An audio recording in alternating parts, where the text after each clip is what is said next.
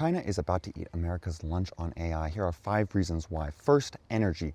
AI is extremely energy intensive, and while it's true that AI is becoming more efficient in some ways over time, it's also true that all of the revenue growth is happening in areas that are more and more energy intensive. For example, it is cheaper to run a text query now than it was a couple years ago, but a lot of the revenue growth is in video. And video is also becoming more efficient, but these marginal use cases that are driving more revenue are becoming more and more energy intensive, which means that China, with its incredibly cheap power, keep in mind that green energy is the first power source we've ever found that actually becomes cheaper over time, the more you use it. And America has just totally turned our back on this. We are refusing to invest in it, whereas China controls 85 or 90% of the world's production of solar panels and has like half of the installed capacity. And that gives them a huge advantage when it comes to anything really energy intensive, including manufacturing and, of course, AI. This actually relates to point number 2, which is that China has manufacturing capabilities that the United States simply does not, and in fact that we're actively destroying right now. China has actually invested in kind of a Dirichist model of trying to pick technological winners and invest a lot of money in making China the world leaders in this. This is exactly what they did in solar panels, in batteries, and now they're doing it for chips. A bunch of people come out of the woodwork and say, well, their chips aren't as good as the chips that are found in the United States. But I actually think that's about to change for reason number 3, which is that China actually invests in research, which is one thing that America is actively slashing right now. When China decides that an industry is critical, they are willing to spend hundreds of billions of dollars of government money to try to make sure they are the world leader in it. And that includes a ton of basic research, which they don't just do the research, they then are willing to, and the government facilitates actually transfer of that knowledge to manufacturing firms. That's something that we really used to do better in America a little bit, and lately we have, especially under Trump, frankly, just decided that it's not important to do. Now, America did cut China off from certain kinds of chips, the most advanced ones. And it is true that Chinese chips are, for now, not quite as good as American ones. But here's the thing.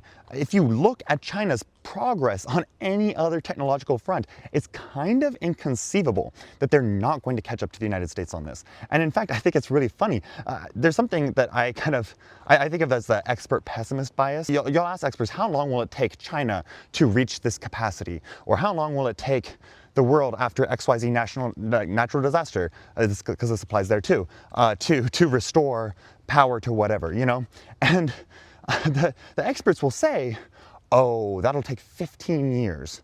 And the reason they say this, and it sort of makes sense where they're coming from, is that they are taking a look at exactly what has been done in the past. The problem with this is that first off, we have the benefit of hindsight. We've done this thing before, right? The world is making very advanced chips, and China can see the process America went through that and learn from our mistakes. And also, it's a big difference when a few people are working on a speculative thing versus an entire country deciding to make something a priority. You can actually see this in Ukraine. Had a lot of hits to their electrical grid.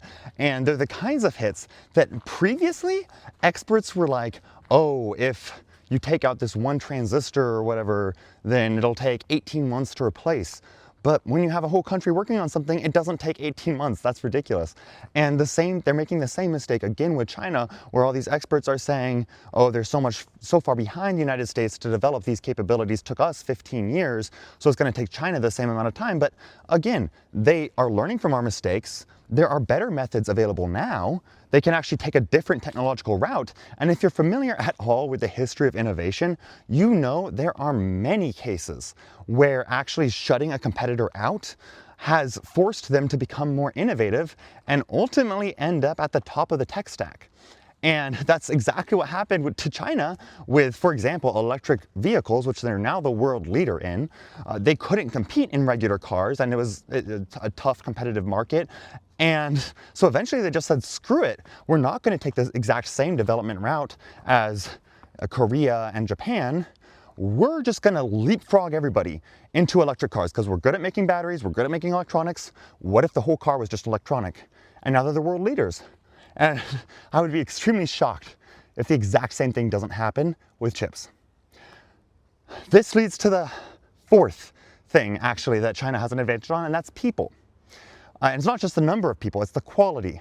China has world-class engineering institutions, and there's all of their students, like a very high percentage of them, actually study engineering-related fields. They also are actually welcoming immigrants right now. They are welcoming high-skilled immigrants, which is one thing America is, again, turning our back on. We have so much world-class talent that is dying to make it to the United States. And literally in some cases, and they're coming here and they're starting companies and they're doing research, and we've just decided we don't want them. Well, guess what China is doing now? They're saying, come here instead. If all these, Chinese engineers can't work for American companies anymore, they're gonna go back home to China because we're making them, and they're gonna work there. And other world-class engineers will also go to China because it is the most exciting place to be right now. And the last reason why China is very likely about to leapfrog the United States in terms of the quality and quantity of its AI is simply its governmental design, which is much better suited for this kind of thing. For one thing, you have AI regulations. We have essentially decided that it is not important to regulate AI, which is terrible for a couple reasons. One is that it's directing investment into short-term kind of pump and dump schemes rather than long-term valuable products. Right now we're in the middle of a hype cycle that is really probably the biggest in American history, based off of this technology, which fundamentally is not how our brain works. And I mean that in a very specific way, because there are lots of ways in which neural networks and AI try to copy the brain.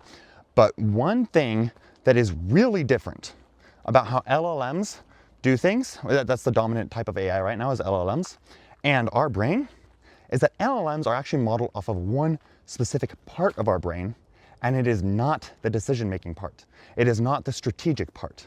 It is the part that rationalizes, right? Your speech centers are a small part of your brain. They're not even consulted on the decision-making in many cases until after the decision's made.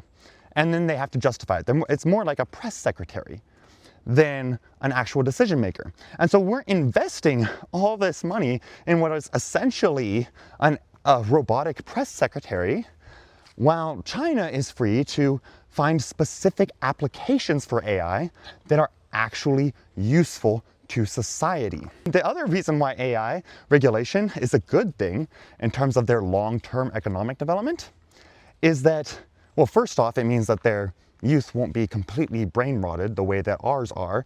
Actually, China is quite concerned, looking around trends, around the world, at just how much youth are being affected by social media and by this AI slop content and all of it, and they're putting strict controls on their companies. Like, yes, for now in America, everybody loves Sora and all these videos that are total slop, the Italian like brain rot videos or whatever. But the thing is, that's not gonna last. That's gonna lead to backlash because it's not socially beneficial. You think about the things that have stopped progress before. For example, nuclear reactors, right? What stopped investment in nuclear reactors?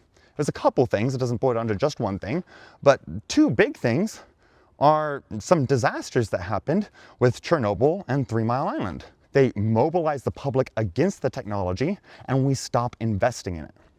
Now, in China, they're being very careful to try to avoid this.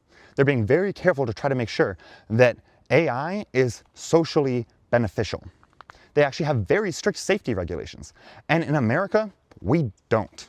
Well, in fact, Trump is actively working to destroy what few safety regulations we even had. AI companies are openly flaunting the law and openly convincing people to do horrible things because they don't care. It's all about the pump cycle for them.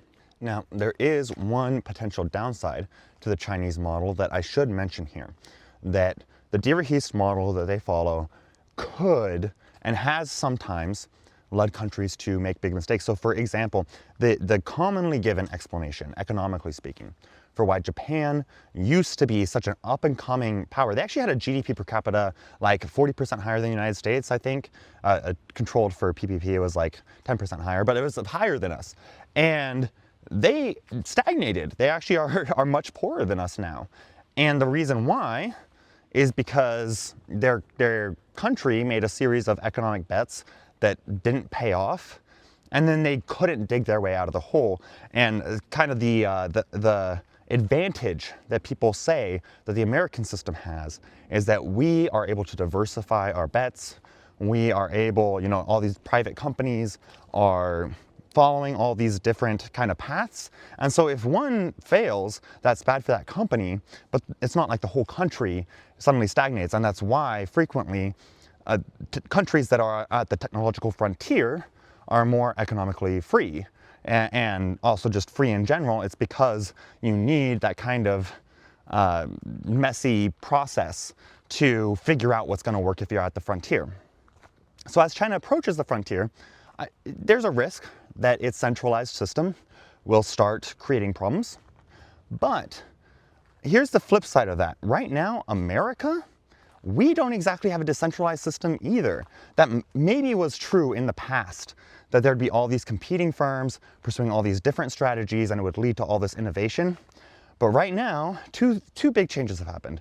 First, a huge amount of centralization in the hands of a few companies. And second, a huge amount of centralization of power in the hands of Donald Trump specifically. We're not exactly a free society anymore. So if that's what we're counting on to get ahead of China, well, I have bad news for you, America. Finally, I just want to say that it's often brought up as a scary thing that China would be ahead of us in AI, and there are risks to that. I'm not a huge fan of Xi Jinping. I have my criticisms of him, of course, and I have my criticisms of China's system, of course, but looking fairly, if you try to take a step back and look fairly at China versus the United States right now, if I had to put, like you put a gun to my head and say one of these countries is going to be the leader in AI, the leader in this developing technology, I would pick China.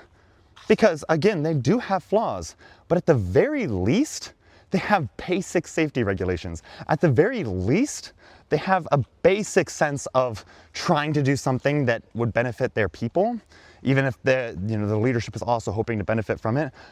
In America, we don't have that at all. And at the very least, one other thing, I guess, is that China is typically not as much of an aggressive imperialist power. And I think, obviously they are being a bit pushy with Taiwan, but that's kind of a special case. There's not a strong reason to believe that necessarily would generalize to how they treat every other country in the world. And they want to be technologically on top. They want to trade with everyone. They haven't shown signs of wanting to take over the world or dominate or boss around everybody in the same way, at least, that Donald Trump wants to do. And so again, I do have, of course, my criticisms, but gun to my head, I think it's a good thing that right now it looks like China will beat the US.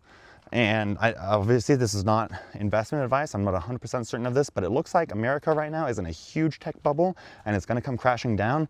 And when it does, China will be the one left with actually useful technology that can be used in jobs and in your personal life and things like that. Well, America will have a bunch of like eye-grabbing, attention-getting, investment-getting stuff that actually is not productive in any meaningful sense.